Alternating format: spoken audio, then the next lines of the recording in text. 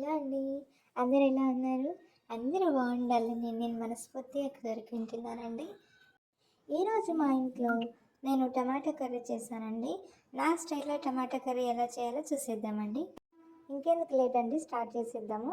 Vegetables అన్నీ ఇలా కోసేసుకోండి. టమాటాలు ఇలా చిన్నగా కోయండి, దానివల్ల తొందరగా మగ్గుతుంది, ఇంకా టేస్ట్ బాగుంటుందండి.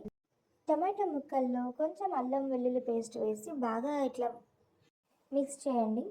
అల్లం వెల్లుల్లి పేస్ట్ బాగా పడుతుందండి టమాటా ముక్కలకి.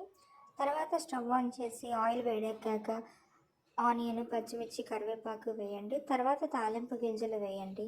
తర్వాత కొంచెం పసుపు వేసుకోండి. అవి మగ్గిన తర్వాత టమాటా ముక్కలను వేయండి.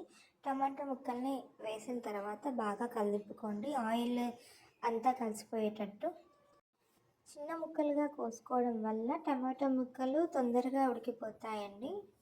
మూత పెట్టుకొని ఉడికించుకుంటే తొందరగా ఉడుకుతుందండి. కలుపుతూ ఉండాలి, లేకపోతే అడుగంటిపోతుంది. ఇప్పుడు కొంచెం తగినంత ఉప్పు వేసుకోండి.